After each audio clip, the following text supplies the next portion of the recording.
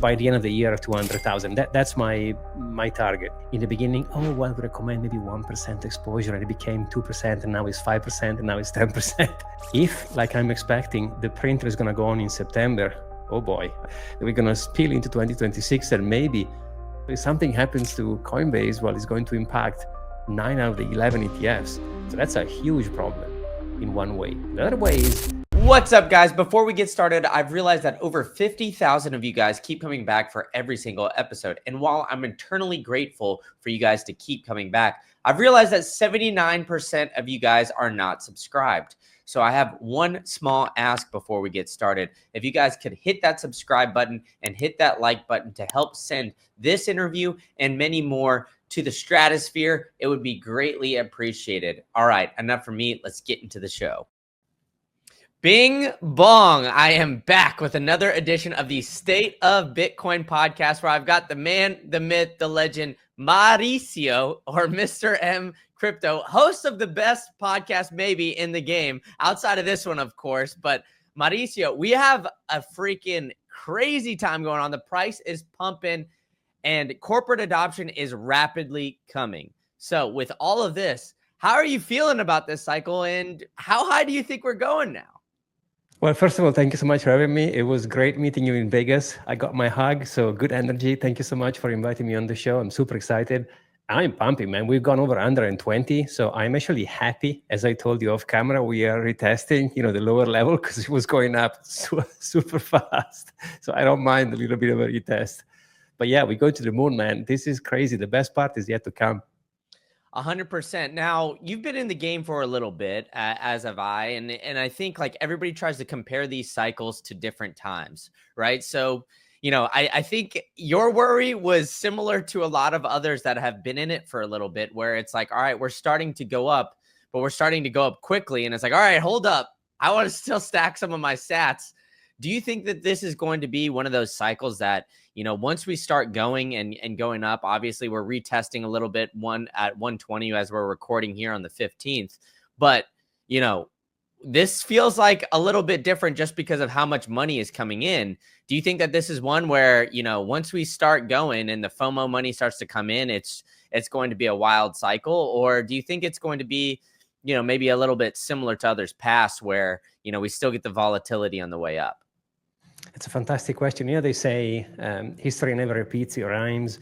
So I feel like we are experiencing somewhat a 2017 mixed with other cycles because, of course, players are different now. So the game has to be different. I know that this time is different. It's a meme at this point. I get it. But you have counter institutions. Players are different in the game. So, of course, I'm not expecting the same cycle.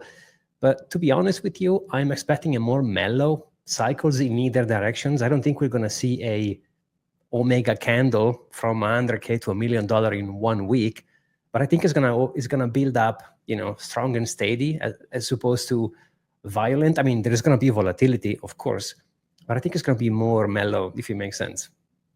Yeah. Why do you think that it's going to be more mellow? Well, because I think retail sells and buy from impulsive, right? Like, for example, let's say whenever the price was lower, meaning many more people could, quote unquote, afford one Bitcoin, the game was different. You were buying and selling, and it was easier for you to enter and leave. But now people that are buying, they're not selling when it doubles. Like Bukele is not selling at 200,000. Sailor is not selling at 200,000. So those players is going to buy for the long term, which means whoever is selling is probably someone who's entered maybe 10 years ago, maybe someone who I've seen a bunch of whales moving old wallets, doing billions of dollars, investing maybe $1,000 a few years back. So it makes sense for them to offload some of those coins. But for those players, institutions, and countries coming like Texas is buying millions of dollars, they're not going to sell when this thing is going to 200,000. So I have the feeling there's going to be a more kind of mellow, in both directions. So I'm not even expecting a 90% correction, by the way, in the bear market, because I believe there's going to be a time where some people are going to offload, but it's not going to be as brutal as the one we've seen in the past, like 90%, right? It's going to be way more delicate in both directions, if it makes sense. Yeah. So if you think it's going to be delicate, the word super cycle is always thrown around. Do you think that this is going to be somewhat of that? Or do you think it's going to be kind of, I guess, similar to what we've seen where, we get like 10 or 15 days where it's just absolutely exploding. And then we turn around and we're like, oh shit, how did we get here? We're at 250, 300, 400, 500K. Yeah, that's a fantastic question. I mean, I guess it depends on how we define super cycle, right? So for me, a super cycle would be somewhat a continuation in next year. Let's say if we go to 2026 and the price keeps going up 20, 15, 20, 30%, well, then we broke the 4-year cycles, because technically the cycle should be over at the end of this year, right? October, November, depending on when you start accounting. But if we go into 2026 and we see a 20%, 30% appreciation, and we have not corrected 40, 50, 60% down, well, technically we have broken the cycle, right? But that doesn't mean we have to go to $1 million. I mean, we will eventually, of course. Like we will see, you and me, we will see $1 million in our lifetime for sure. But the question is when and how long it's going to take. And all it depends on how much FOMO there is. Apparently, this week is going to be crazy for crypto, because there is a bunch of news that we are all waiting for. First of all, the Feds are going to speak, CPI. Also, we have the resignation of Jerome Powell, maybe in the cards. And apparently someone said that on the 22nd of July, crypto is going to change. Sorry, I'm going to say the bad word. Crypto is going to change forever, because they have some announcement to do, and banks are allowed to hold all these kind of coins. So I'm expecting some craziness. So I think there's going to be a wild moment coming in, maybe a 30, 40%. And by the way, when I say mild, I mean, for a traditional finance person, it's like a vomit sensation, because I'm still planning 30, 40%, right? So those are numbers that in traditional finance you don't see. Or if you are a gold bug, I mean, 5% in a year, it's a huge move, right? So still violent, but not as violent as the one that you and me experienced back in 2014 or 2017, for sure. Yeah. So, with that, it seems like there's going to be some of these more violent swings. And I personally think that we're going to start to see it all the way through 26. Because if you look at some of these cycles, you see like the all-time high is always farther away from the halving. This time we actually got the all-time high pre-halving. So it is a little bit different comparatively. So it's going to be a unique cycle. So obviously everybody always says, like you said, it's a meme at this point that this cycle is different, but it already is, strictly just because we hit the all-time high pre-halving. Now with these big players coming in, you mentioned something interesting with sailors never selling and all of these corporations now that are coming online.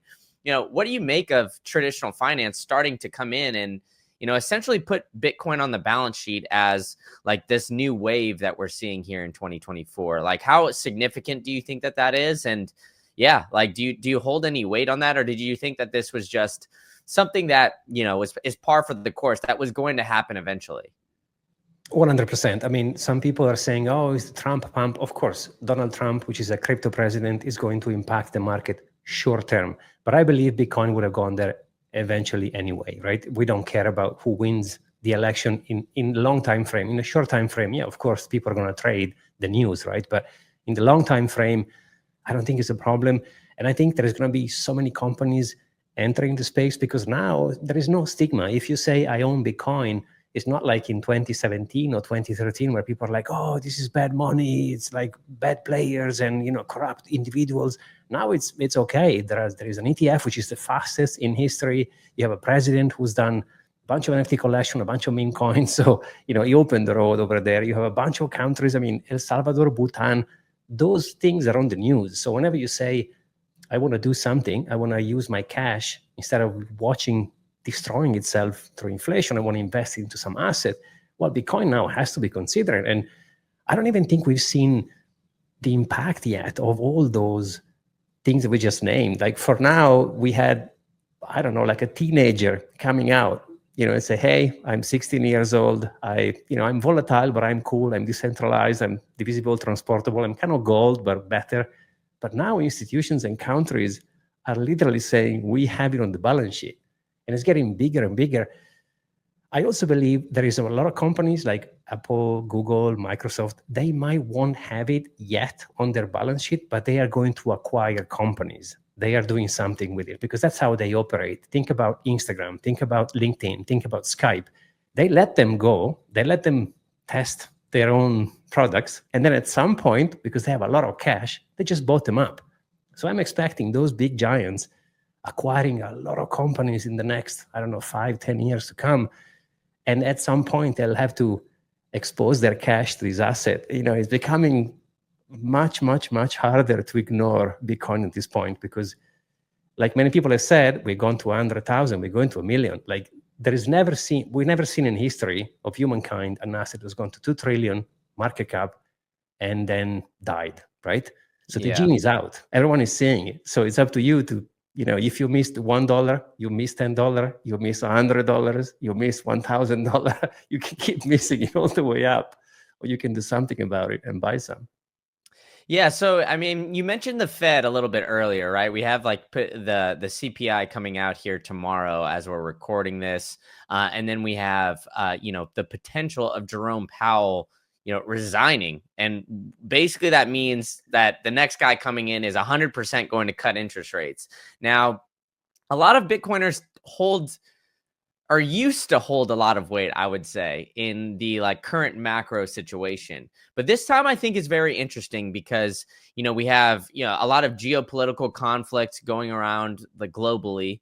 And, the general narrative from traditional finance is that the overall economy is doing all right. Right. But I think from Bitcoiners' perspective, they see inflation still very high. They see a lot of issues. And I think they've opened Pandora's box of seeing that, hey, traditional fiat system's done. It's screwed.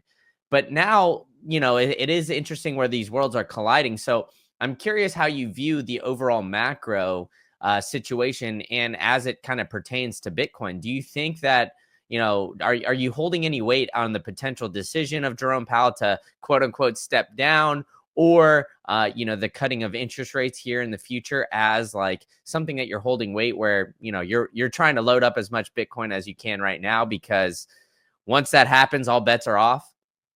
100%. I mean, that's always the case, right? Stack sats, always. Fed, no Fed, CPI. It doesn't matter, right? That's the rule. Stack sats as much, yes. But of course, there's going to be a short-term impact, right? Like the market reacts. There is a lot of people, they trade the news, trade the events. So we'll see a bunch of swings coming in and coming out. But everything is becoming cheaper with Bitcoin, right? We've seen it, we experience it. I've seen a meme the other day, which was fun because it wasn't a meme, but it was treated as was a meme. And it was showing how much money you would have if instead of buying every single iPhone, you would invest it in Bitcoin. Nuts. Like we're talking about millions of dollars just for your phone that you change every year. So everything is becoming cheaper compared to Bitcoin. So of course, no financial advice. That's what I'm doing. I'm stacking like crazy. I actually have next to no fiat under my name anyway. But side note, I think there's going to be a huge moment when they're going to start printing money. China printed, I think it was yesterday. So I think the US is going to turn on the printer. Trump wants money to be printed. He wants that to be cheap. So I think we experience a lot of people with money saying, hey, they're about to print a chunk of supply. So I have to save myself in assets. So what do I have? Which assets I can get as fast as possible? And there's not many, right? So I think Bitcoin is going to, if like I'm expecting, the printer is going to go on in September. Oh boy, I think we will see that probably last run into this market if the cycles are going to be respected, because it could be very much be, like you said, we're going to spill into 2026 and maybe break out of those 4-year cycles. It's super possible. What if I told you never had to sell your Bitcoin? Instead, you can borrow against it with Salt Lending. Why give up your hard-earned Bitcoin when you can unlock its value without letting it go?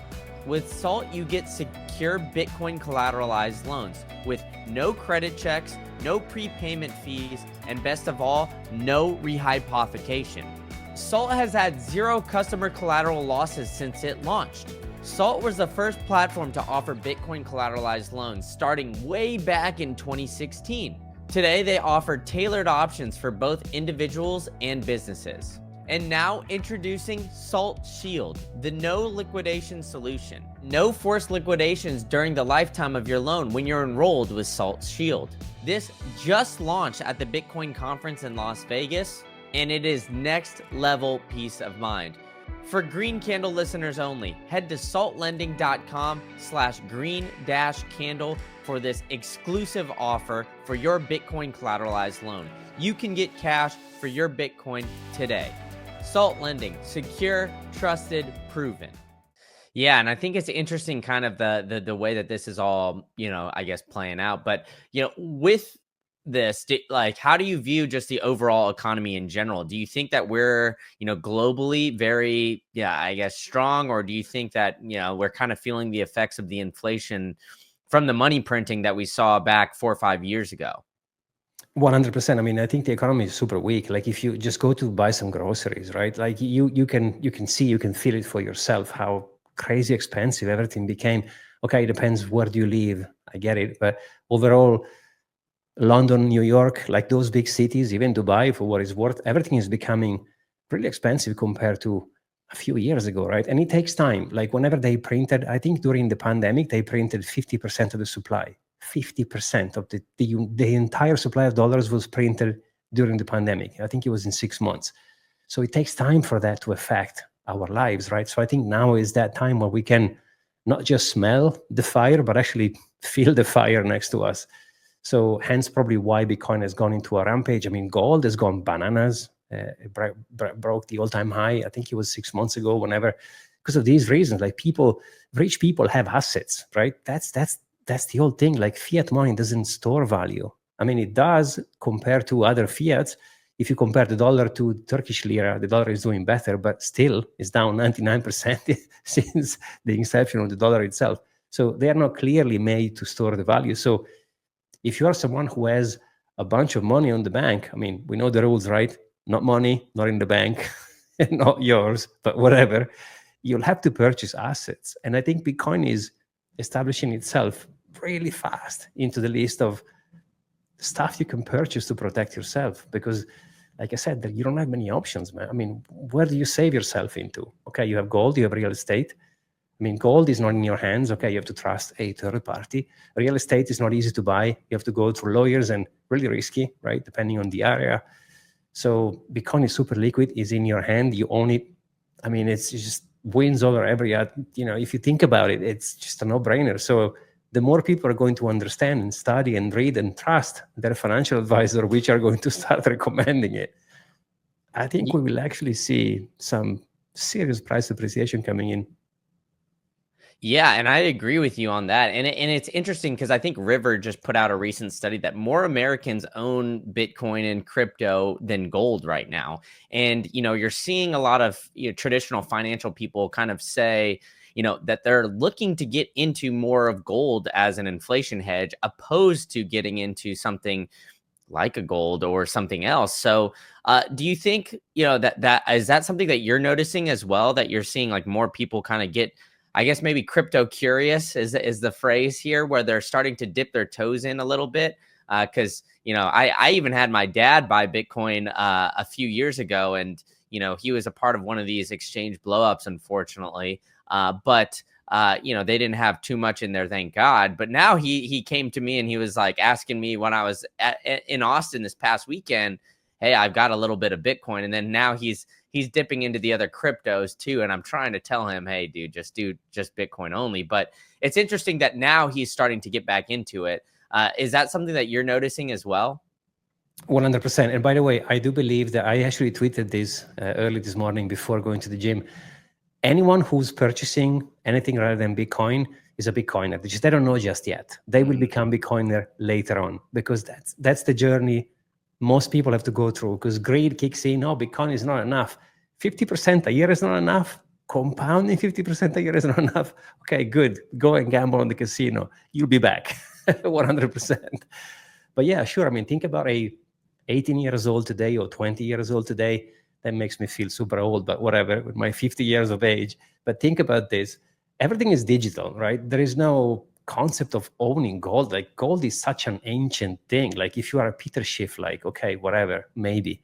But the new generation coming up, I was reading an article, I think it was on Bitcoin magazine, that was saying back when I was 18 or 20, which was 30 years ago, having a Ferrari was a flex, having a Lamborghini was a flex. Now you just show off maybe some Bitcoin or some digital assets.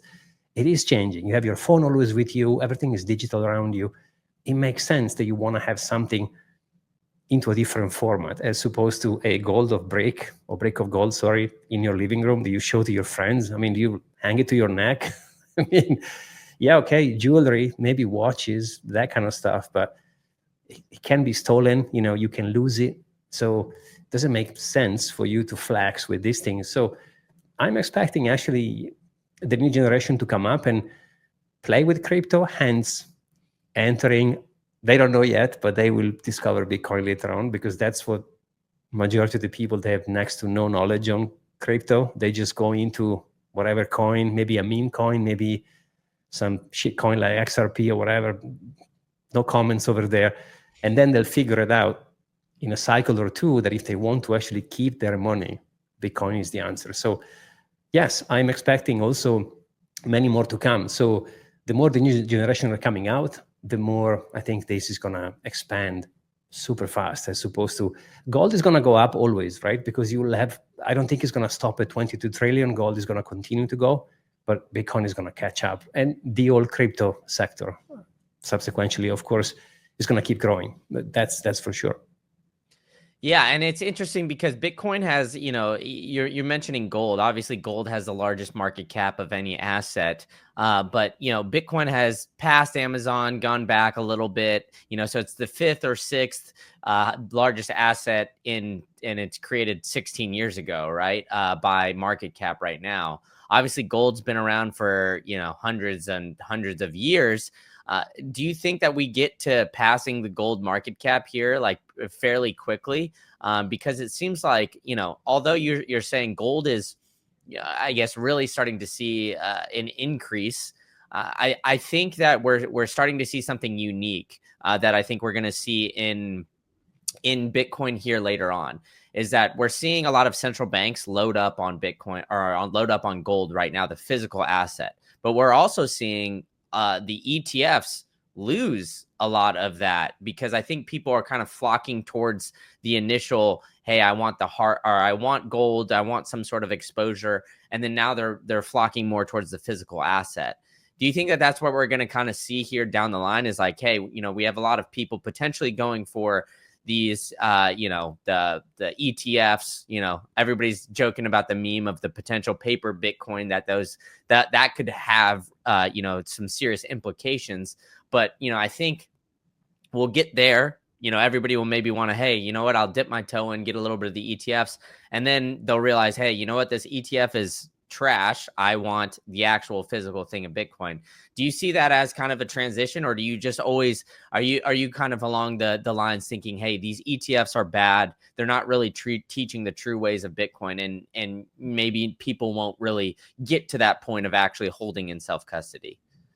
That's a good question. I mean, first of all, the largest is the organization, the slower is changes in general, right? If you are the Chinese government who owns trillions of dollars in gold, I mean, in order for them to pivot into Bitcoin and sell all of it is going to take a long time. Whether if you are if you are Bhutan, for example, or El Salvador, you can be more agile, more fast. So the largest, the slowest. But also I'm thinking, now that we're discussing it, ETFs are actually, I'm not against, I think they are a great thing, right? Because they're going to allow certain individual to own Bitcoin. They don't actually own it. They have a IOU in dollars, which is different, but it's a way for them to enter into the space, right? And ever since the ETF was approved last year in January, we've seen a huge price appreciation. So we can't have the price pump without having the ETF, if it makes sense. It comes with it. It's part of with it. So I welcome it. I think it's going to propagate. It's going to help sending the message out. And like you said, it's going to convert a portion of those investors into self-custody, which is the absolute way. If you ask me, self-custody all the way. Not your keys, not your supermodel, like we say. So you have to take control of your finances, self-sovereignty. But I also understand it's not for everybody. I have many friends in my network. They don't want to even hear about it. They just want to trust someone else. And this is why banks were invented in the first place, right? Because people do not want to have responsibilities. They want to blame something or someone. So it becomes much easier to say, I want to be part of this network, but I don't want the responsibility in holding my own keys, because when we say, oh, it's only a bunch of words in your head, well, it's not. It's a little bit more complicated than that, right? And you know, because you've been in this space long enough. But you have to build a plan, think about redundancy, and what happens if I pass? Is my wife okay? My kids? It's a little bit more complicated. So you have to go into a journey. And if you would have told me when I started in 2013, oh, go in self-custody, I would probably freak out. So it's easier for someone who's done it for a long time to say, oh, it's easy. But for someone who's new, we have to remember everyone has his own time to digest these technologies. So I'm actually very happy ETF have been approved in general, and the numbers are there to see. So there is definitely interest. And for some organizations, like pension funds, for example, they are actually, it's a good thing. Now, the bad thing is that the Bitcoin is not in the investor hands. There is a third party. Actually, it's an interesting, when you look into it, it's an interesting setup, because think about Strategy or Michael Saylor.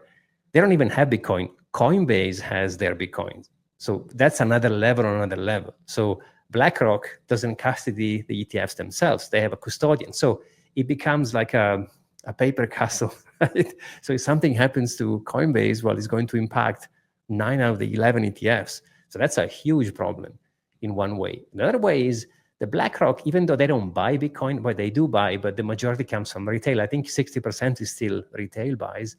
BlackRock doesn't have to give them back their Bitcoin when they sell. They can just give them fiat, which means they can keep the asset and they give away the horrible stuff. They could even borrow against their stack and pay off in fiat. So that could be kind of problematic. But I think it's part of the adoption process. Part of the adoption process. You can't have price appreciation if only a bunch of people like you and me have Trezor or whatever the device is in your drawers, and you keep your own keys in your own hands. You have to have certain players involved, right, to propagate this. And those players, they certainly are not going to store their keys into a cold storage device like you and me do. So it's part of the game, I think, if it makes sense. This bull run, I'm looking for ways to stack Bitcoin in my sleep, and mining has always caught my eye. I've partnered with the guys over at Simple Mining to help you do just that. I don't recommend anything that I don't use personally, so I've got a machine up and running with them right this second. And they've even opened the facility up so anyone can go and visit. They manage over 15,000 machines for 500 clients, handling all of the maintenance and repairs so you don't have to. And for the Green Candle listeners, they're giving an exclusive offer. All the repairs for the first year for free. So if you've been thinking about mining, head on over to simpleminer.io/greencandle to get this exclusive offer and learn about the potential tax benefits that you can get from mining with Simple Mining. All right, enough from me. Let's get back to the show. Yeah, no, 100%. I definitely think so. But what worries you more? Is it the potential of Coinbase, kind of going belly up, or is it more of BlackRock? Because I mean, BlackRock historically, right, has always been, I think, pulling the strings in the background. I mean, they're the largest asset manager in the world, but then now we have Coinbase, who potentially Brian Armstrong could be like the most powerful guy in crypto at this point, because he's been in with Trump. I know we've got David Bailey of Nakamoto, who's, been outstanding over at Bitcoin Magazine as well, like bringing in and helping, bring along the vice president this year in Vegas, where we saw each other. And then, Donald Trump when he was running last year. So, I mean, how do you feel about either potentially Brian Armstrong or Larry Fink, or both of them? Do you think that they're both a net positive or a net negative for Bitcoin here? Well, I mean, I think at this point it's too big to fail, right? If they wanted to break it per se, they would have broke it before. Now there is a huge market. I mean, Wall Street hasn't even entered the party yet. So I don't think there's any reason to worry per se. And if you are indeed worried, the best defense is self-custody. I always say, right? So if you are someone who's worried about those things that we just listed, the ETFs, and by the way, BlackRock is not an angel. They are evil. It's an evil corporation, right? So let's not forget who they are. But then just go self-custody, right? Just take action, study. You don't have to do it today. You can do it. You can plan it and say, okay, for the next few months, I am planning to get custody of my own coins. Perfect. That's the best way to defend yourself. Then, after all, we can't forbid people to use this network. Like Jeff Booth says, Bitcoin is my enemy's money. I can't say you can't use it, but I can. Otherwise, it's not decentralized, it's not open, it's not permissionless. Like, we have to accept the fact that this is an open network and anyone can participate, right? So who am I to forbid you to join? Oh no, BlackRock is evil, they can't buy. Well, then it's fiat money, we already have it, right? So we have to let go of the control part and let the network do its thing. And if BlackRock is going to break Bitcoin, which is not going to happen, I don't think, well, then Bitcoin wasn't meant to be Bitcoin in the first place. Do you know what I mean? Yeah, 100%. So, I mean, I agree with you. I think that, BlackRock getting in is kind of interesting though, because it's almost like he's, Uncle Larry here is given his blessing, so to speak, to Bitcoin. But I say that all tongue in cheek because, I agree with you. BlackRock is evil, but this gives it somewhat of validity towards the traditional financial world. And I still think that TradFi isn't here yet. Like, we're talking about the cycle with corporations and, maybe governments potentially dipping their toe in, which I want to get into that with you a little bit later. But, do you think that, I mean, because you said the retail, right, is still 60-70% of that ETF buying. So do you think TradFi is even really here yet? From your experience, you're circled. Are you realizing, hey, more of these financial advisors maybe are starting to say, hey, you know what, you should buy Bitcoin, you should kind of get into it, all that kind of stuff. Do you think that that's the way or no? They haven't even started. I mean, we've seen probably like the beginning of the beginning of the beginning, like a small amount of people kind of started to recommend. What's fun is to watch BlackRock saying in the beginning, oh, well, we recommend maybe 1% exposure, and it became 2%, and now it's 5%, and now it's 10%. It's going up. So I think in the next, and by the way, Trump is going to help him. I don't like politics. I don't care about who wins the election. But of course, there's going to be an impact in the short term, right? Like if there is a crypto president and there is a head of the SEC which is bullish on self custody, I mean, the market is going to react to this, right? Well, I mean, we can't hide this. So I think we haven't even seen that yet. It's just Trump just barely won the election only a few months ago. So all those waves, they have to yet come, right? So we'll see a huge amount of banks are going to go in, offer products. It's going to be easier for everyone. Like in 2013, 2014, I was living in the UK. You know how many times my bank blocked my account because I was purchasing Bitcoin? Like, we won't see those blocks anymore. We will see actually banks emailing you, say, hey, do you want to buy Bitcoin? We can help because we can make a commission. So all those traditional finance players, we haven't even seen them yet. And when they are going to come in, stable coins are going to flood the market, of course, because it's faster, it's cheaper. It's going to unbank so many people. Like, think about people, they live in places where banks, they don't even exist. They'll have an app. They download the app, boom, USDT. I think this is probably one of the reasons why I'm thinking that I'm never bullish enough, even though I'm trying to be conservative. But there's going to be a wave of traditional finance is going to lift the entire sector. And we haven't even seen it yet. So no, I don't think we've seen, maybe we've seen 2% of it, maybe not even. So it's early. It's really early. Yeah, let's get into that. I didn't know that you've gotten your bank account like blocked and everything like that from buying Bitcoin. So, what was that experience like? How much I mean, you don't have to tell us how much Bitcoin, but were you buying like massive amounts? Was it something that, or was it small? Like you were buying, maybe like 0.01 Bitcoin at that time. And then it's like, hey, you know what? That was when Bitcoin was like, $4,000 or whatever it was. So it was only like, a couple $100 here or there. But then they're blocking you from doing all that. Or was it, I mean, I guess you don't have to get into the exact amount here of anything like that. But in your opinion, was it justified that they were blocking because you were seeing big money moves? Because, right now, for example, right, like if I were to wire you a massive amount of cash for no reason, my bank would question you, right? Because like you're saying, hey, you know what, there's not a lot of money, or there's the banks don't necessarily have your money. But, with that, if you're making purchases or other things like that, it is, they're always kind of questioning, right? I mean, I had this conversation with Gary Cardone where he was like, hey, if you go into your bank right now and you say, hey, I want $100,000 in cash, you're going to be hard pressed to find a bank that actually has that. Now, at that time when you were buying this Bitcoin, I'm not trying to have you dox yourself how much you were buying, but was it, essentially something that, would have been, I guess, normal if you were doing it for something else? Or what do you really think that it was just because of Bitcoin that they were like, hey, we're putting the handcuffs on you and we're not letting you go here?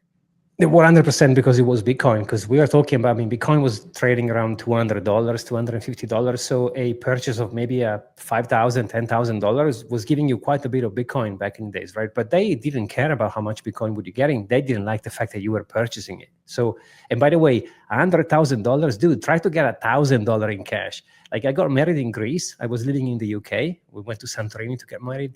And I went to the bank and I wanted to withdraw $10,000, right? Pounds, sorry, which is probably a little bit over 10, maybe 12,000 in dollars. The guy said, dude, first of all, this cannot be done. Like, this is way too much more. I can give you 500. I was like, what do you mean 500? I need to pay the florist. I want local money to just pay, the cake guy and the venue. No, so 100K, dude, you won't even get 5,000 out of the bank without questioning. You can even buy, like I always had motorcycles in my life. Sometimes you buy a decent bike. Maybe you need, I don't know, 10, 15, 20K. There's no way you can pay cash. In Italy now is illegal. Any purchase over €1,000 is illegal. Like you have to use your card. So the bank is closing down on the amount of money, amount of fiat cash you can use. So back in the days, it wasn't even that much. I'm talking about maybe a couple of thousand here, 3,000 there. It wasn't like 100K, 50,000. It was like decent amount, like a couple of thousand here, a couple of thousand there. But it doesn't matter. They didn't like the fact. Lots of warnings. Oh, you're dealing with these so-and-so exchanges and it's forbidden and you can't. So they locked me out. They closed my account.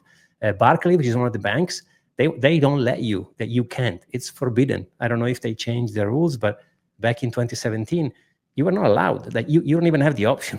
you can't buy crypto. That's it. And Bitcoin, of course, because for me, they're separate. But it's really bad. So now they are kind of, with MiCA and a bunch of regulations that are coming out, they're saying, okay, maybe there's a lot of fintech options. You have banks. You don't even have to go to a desk. You can download an app, right, and deal with it. Some of them, they do sell Bitcoin and crypto. But I don't think it was the amount was bothering them.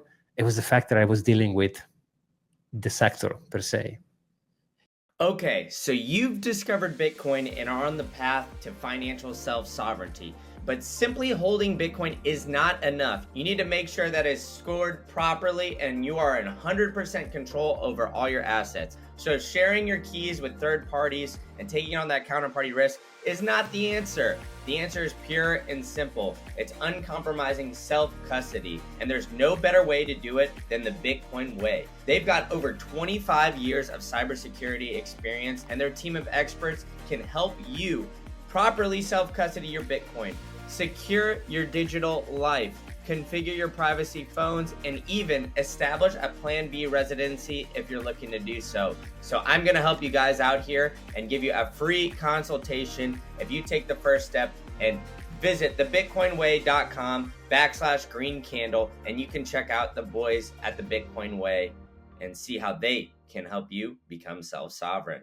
Yeah, and like the whole banking industry is still like, it's interesting because we had Trump's come out and basically say, hey, the banking industry has been just running rampant and, being controlling and doing all these things for years. And, to hear like a sitting president's son come on stage and say these things was pretty interesting just to kind of see it. And I was over in Europe for the past month, and, we had a kid come when we're filming a little vlog in Spain, and he has, one of the Discover student credit cards, and he didn't tell Discover, hey, we're going to Spain before.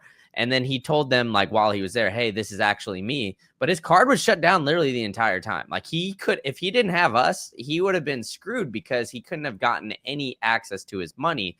And it just kind of, is another example here of like, your money in your bank really isn't your money. And the interesting thing is, kind of what you're saying, like, hey, if I would have bought Bitcoin instead of an iPhone, you could probably find some place in some way. Like, I mean, I found this giant Bitcoin spray painted garage when I was in Barcelona. And you could probably find some place to have somebody accept some goods and services for Bitcoin. So, but I'm curious where you think. I mean, you're in Dubai, right? So there's the crypto tax laws are a little bit more friendly there as far as like transaction stuff. Are you seeing like adoption in that way kind of come around this cycle where people are transacting for goods? Or are you kind of on the more Mark Moss approach where you think this is kind of like a 50-year development of this, where we're kind of in the second 10 years where the first 10 it's retail, second 10 it's institutions, third 10 it's governments, then the fourth and fifth 10-year cycles or 10-year periods are more of the adoption kind of transaction cycles. Where do you think we are kind of as far as like the peer-to-peer exchange goes? As I think it's gonna take a little bit longer, but you can be creative. For example, I orange pill my dentist. So you can talk to them and say, hey, you know what, I can send you dirham, which is the local currency here on the bank, or I can help you setting up a wallet and I can send you Bitcoin. So it still requires a lot of work, but I can tell you, since I've been involved, so it's been 13 years, things have changed massively, like massively. So there has been a progress, but we're not at the point where we're going to be able to send each other Bitcoin over groceries and coffees. And I think we are far away from that. I don't think Bitcoin is also, I would argue also, is not the best system. It takes up to 7 minutes for a transaction to be settled. So I wouldn't use a store of value. The cost of the transaction could overcome the cost of the product that you're buying. So I think we are far away from that day where you can go and acquire things. But there are stuff like Lightning Network is super powerful. There is technology coming in.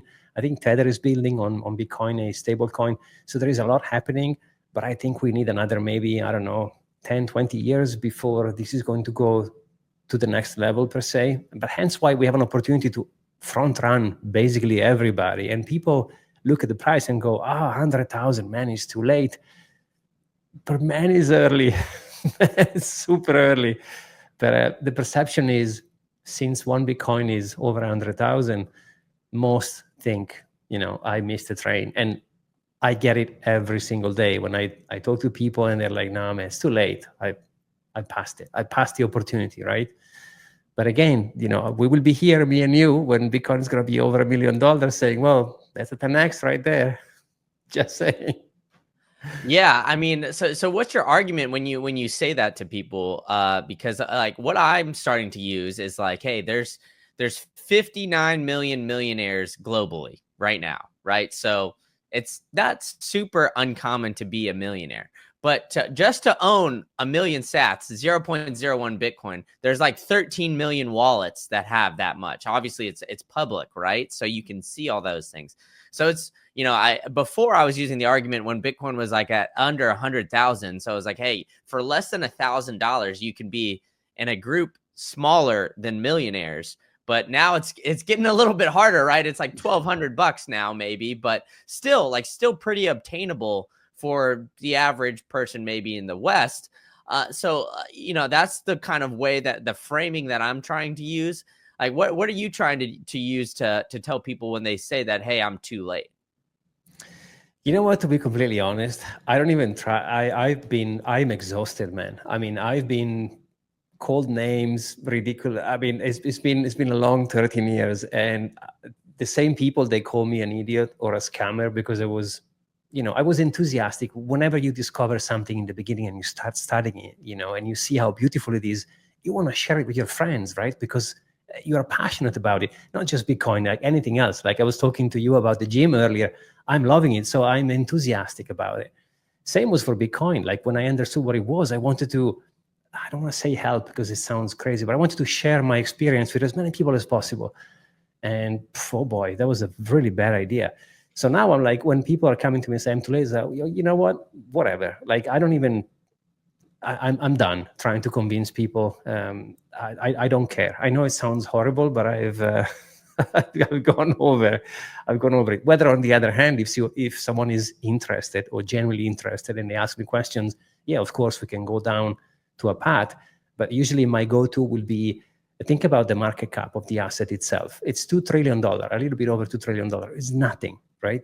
So the growth of the market cap per se has so much space to go into. So that's, I think about gold, like you mentioned, 22 trillion, more or less. So that's a 10x away from gold. So that's the argument I usually take out, right? Saying, well, you think about it from a quote unquote wrong angle, look at the market cap as opposed to the price, because there is a huge amount of growth. And think about who owns this asset, right? Now you have very different type of players and individuals involved, which means it's going to allow this thing to be distributed, right? Like one thing is if I say I own Bitcoin and nobody knows who I am, who cares?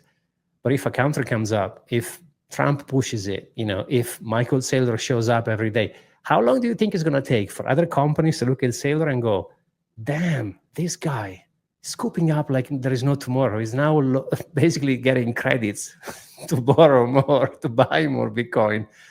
I mean, at some point, you are going to have to say, okay, wait, maybe we should think about, maybe we should take 2% or 1%. And that's it. Because then that's all we need, man. We don't need everyone to go like me all in. We just need people to consider 1%, 5%. Then we're going to experience the so-called supply shock, because now whenever people are buying stuff on exchanges, they still have reserve. OTCs are still healthy, but it's going down. So we haven't even seen the supply shock yet. So at some point, we're going to have to face the fact that there is not enough Bitcoin for the demand. Like Saylor alone is scooping up now weekly, apparently, and he's not buying one. So yes, there is someone who's selling, but I think I was reading on a tweet, someone tweeted the other day, for the past 3 months, every week, the amount of buy was 3.8 higher than the amount of actually Bitcoin available on the market. So at some point, those reserves are going to finish.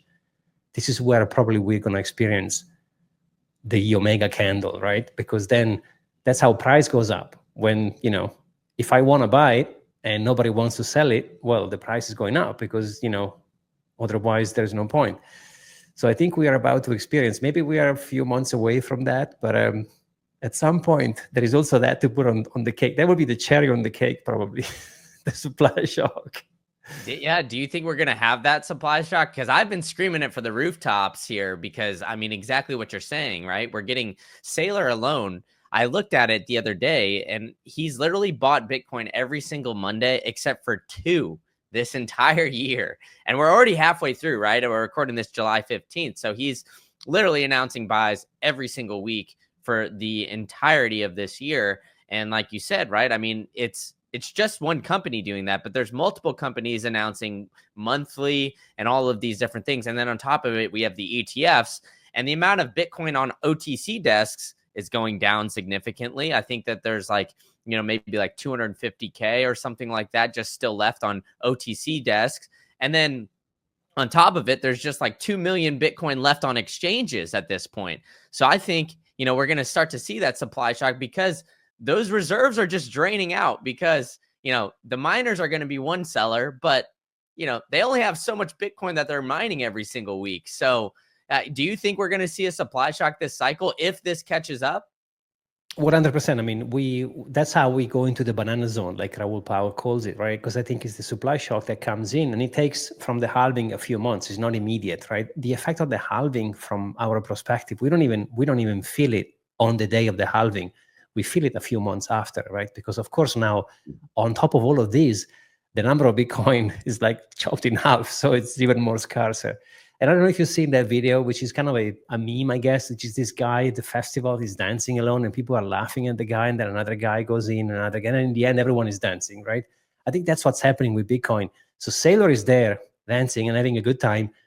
And there is all these companies like Nakamoto, Pompliano came out, Jack Mulder, and say, hey, you know what? We're going to also do that. And I think Lynn Alden raised $100 million with Jeff Booth, if I'm not mistaken, for another company. So there's going to be many more players coming in, right? Saying, hey, wait a second, this is interesting. We can actually make money here, right? Because Bitcoin is becoming more adopted per se. So we will see that coming into a point where, like you said, the market doesn't even have the supply. So this is going to become interesting. I mean, we have to keep in mind that there's going to be always someone selling, yes, but the question is how many people are going to buy. And that's where I believe we will see the banana zone, right? Because imagine you're someone who bought at $1. I mean, you're not going to hold forever. Like, you're going to sell.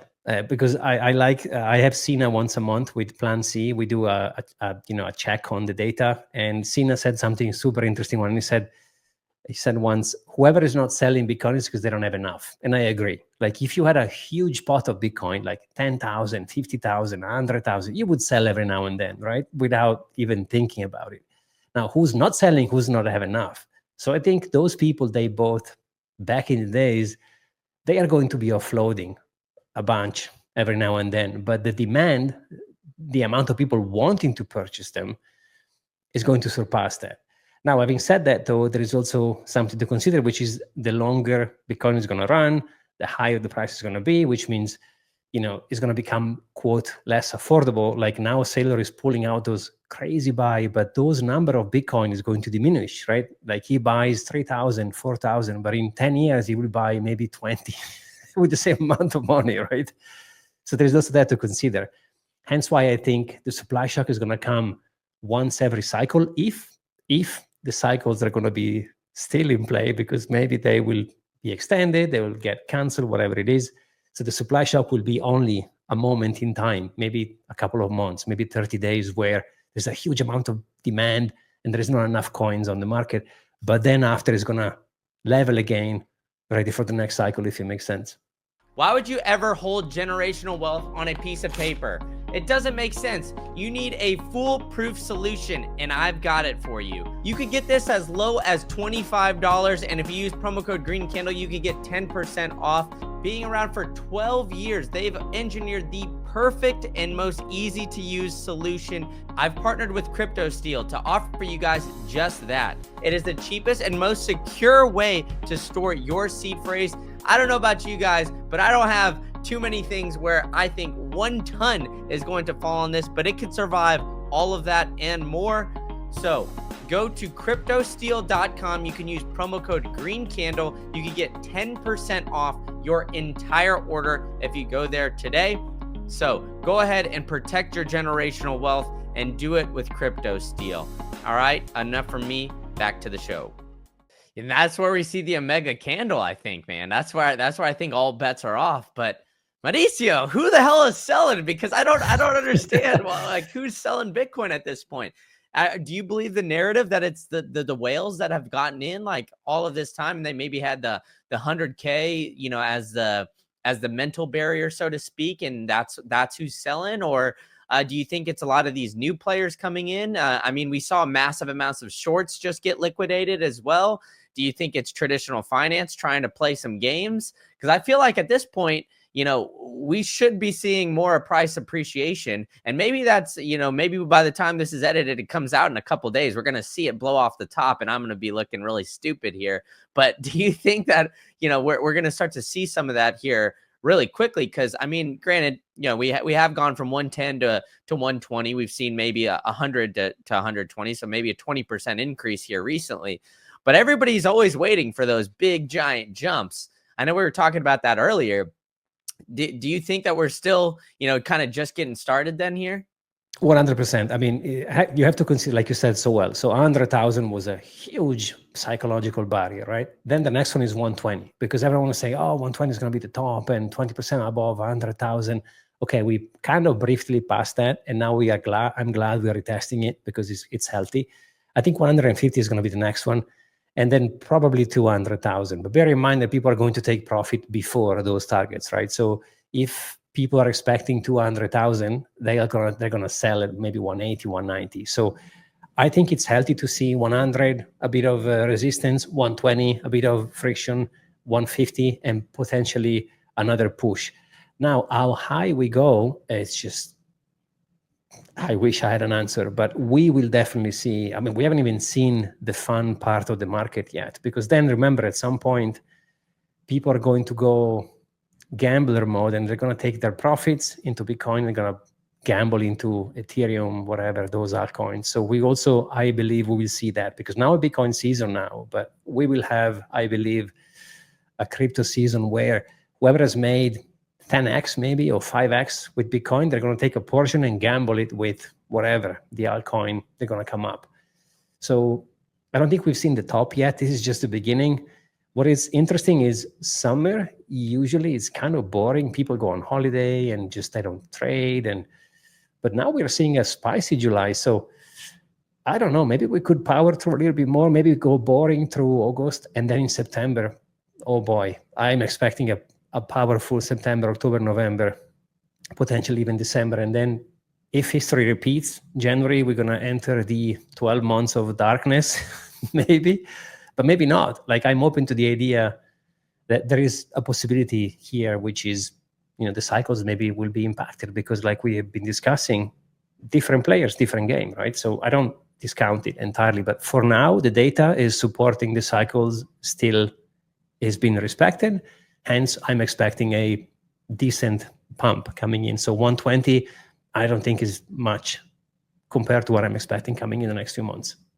Yeah, I mean, I agree with you. I think, I definitely think that we can see, things, all bets are off here pretty soon. And it's generally like around Q3, Q4. So, I mean, you're nailing it on the head here.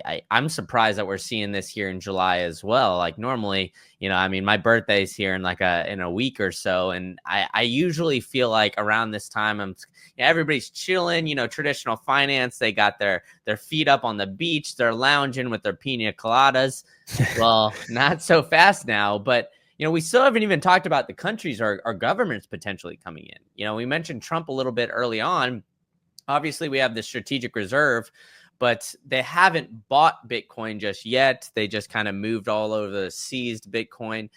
Do you think that we're going to see governments start to get in here, or do you think that governments are already buying? Like, what's kind of your general sense with that? I think I have an interesting angle. I think states, like look at Texas, like 10 million, boom. I think we will see that. I don't think Trump is gonna buy 1 million Bitcoin in 5 years. I don't think it's gonna happen. Maybe I'm wrong. I don't know. I guess time will tell. But I think we'll see something unexpected, like a bunch of states coming in. We will see clearly other countries saying, whoa. We'll see probably the so-called famous China unban, which is going around forever. But I think at this point, you think about it and you say, okay, well, what's happening around me? Okay, Trump is bullish on this. He's leading the largest economy in the world. So maybe it's worth thinking about a strategy, right? Like, you don't have to be Bhutan and go all in or El Salvador, but maybe taking a portion and say, let's just take this and see how it plays. I think it's going to be in many people's minds, to say the least. So I think we will see also that. But again, like I said in the beginning, the largest is the entity, the slowest is the entity itself. Like if you have a small company with 2 or 3 employees, you can pivot faster, you can invest, you can do. But if the company has 1 million employees, it takes longer. So imagine a country, there's a lot of bureaucracy around, and it's going to take a bit for them to go in and say, let's buy this. But I think eventually they will have to bend the knees 100%. Like Bitcoin is becoming more and more and more visible and noticeable, right? So people have 2 choices. They either complain they missed it or they do something about it. Some people are going to complain forever. And I have many friends I can name until tomorrow morning. They are going to message me every single time we do a 10X. I missed it. I miss it. I miss it. They missed the $100. They missed the $1,000. They missed the $10,000. The 100,000, the $1 million, $10 million. But also you have another type, which goes, wait, I missed 1, I missed 10, I missed 100. I'm not going to miss 1,000, right? So it's up to you to decide who you want to be. Yeah, and I think that, this cycle is going to, I guess, really bring in a lot of people, in my opinion. I think, like, obviously with what happened last in the past 4 years, that brought in a bunch of people. But I think that, this cycle with now the Trump traditional finance and everything, it's given Bitcoin, I guess, a little bit more validity, so to speak. Now, I think that this cycle, like everybody's saying, the meme, it's going to be different. But I think, we're not even starting to buckle up yet. So I'm really excited for what's to come. But I do think that we've gotten a lot of, and I think like, you might know something here with being in Dubai, and, obviously we got Bitcoin MENA and everything like that. David Bailey's been hinting at it, the Middle East potentially buying Bitcoin, and, Abu Dhabi potentially putting it on the balance sheet, and Dubai and doing all these things. Like, with the amount of like the community that you have there, do you think that that's a possibility? 100%. I mean, there's been already a buy from the UAE, and I think they will continue. Of course, they want to build on digital dirham, which is the local currency. So I think they will 100% start. Now, how aggressive? That's something I don't know. Like, how long is going to take for them to go in, like, balls to the walls per se? I don't know, but they will continue, and maybe they have done, right? Like the pump we've seen didn't start on a Saturday night or a Sunday morning. So that was really unusual because the markets are usually Monday to Friday. So we will see these weird things, weird pumps coming in, and God knows, maybe it was a tiny supply shock, or maybe it was the beginning of the iceberg of the shock, right? So I think we have to, like you said, embrace for impact, fasten your seatbelt. I think the next few months are going to be incredible. But so far, like I said, I am expecting the market, until I've been proven otherwise wrong, I'm expecting the cycle to finish at some point, maybe at the end of the year, maybe Q1 next year. But there is also the argument, which I don't discount entirely, since the all-time high was prior to the halving, maybe the cycle is going to finish earlier. I don't know. It's difficult to say. But one thing that I'm gambling everything I have, because like I said, I'm all in physically, I think corrections are going to be way milder. So we will not see a 80%, not even a 70%, to be honest. Like maybe a 50, 60% will be the largest correction, which is still significant, right? If we pump up to 300,000, they will take us to what, 120, 130? Still a significant correction, but it's not going to be 90%. There is also the psychological number, which is the ETF entry, which is still low because it's 47.50, but my spider senses are tingling there, saying they won't let it go any lower. So that would be my uber bearish case scenario, right? But there is a possibility we are going to retest maybe the lower kind of 50s if we don't go up as much. Because if we pump to, I don't know, 250, 300,000, well then, okay, there is no chance we're going to 40,000 or 50,000. But if we stop a little bit earlier, 130, 140, which is still a possibility, I mean, until data has proven otherwise, maybe a 60K, it could be on the card. But that's as far as I think is going to go on the bad side, right? But I'm still expecting by the end of the year 200,000. That's my target, more or less. It might be 180, might be 220, but I think we will see 200,000 this cycle. I'm fairly confident. But like I said, I don't have a crystal ball. I'm just throwing numbers in the air because nobody knows. But that will be, I think, a healthy cycle. And there is also, like you said, the option to break out, right? And just go to, I don't know, 500,000, to uncharted territory. And maybe we will never see a huge correction. Maybe the market is going to correct 20% here, 20% there, 5% here, 5% there. It's very much likely. So if there is one cycle that we have to look out for, is actually this cycle, because we have different players, like you said. Like, we cannot discount. I know there is a meme, this cycle is different, but damn, we have different people now. So if there is one cycle which we should be aware of, it has to be this one, right? Yeah, 100%. And I think that's that just makes me so uber bullish here going forward. But Mr. M, Mauricio, you've been so generous with your time, so I really appreciate you coming on the show. And it was great seeing you in Vegas. Why don't you tell people where they can find out more about you, more about your show, and maybe run into you at one of these great conferences? Yeah, thank you again. Thank you so much, man. Anytime you want me to come on the show, I will come here. We had a fantastic chat also on my channel, which is Mr. M. So at Mr. M, all my social media. So Twitter, YouTube, Instagram, you name it, it's the same handle. So I do have a podcast over there. I upload. I try 3 times a week, but it depends. There are weeks I do 4, weeks I do 2. I don't do less than 2 anyway. I have a similar channel to yours. Like, I speak to interesting people such as yourself. So thank you for having me on. And yeah, I am thinking to go to Hong Kong. Are you coming to Hong Kong? Bitcoin Hong Kong? No, I won't be at Hong Kong, but I might be at Amsterdam. That's a little teaser here. I'll figure that out here pretty soon. Hopefully, Craig, if you're watching this, dude, get me on stage up there. But yeah, hopefully in Amsterdam.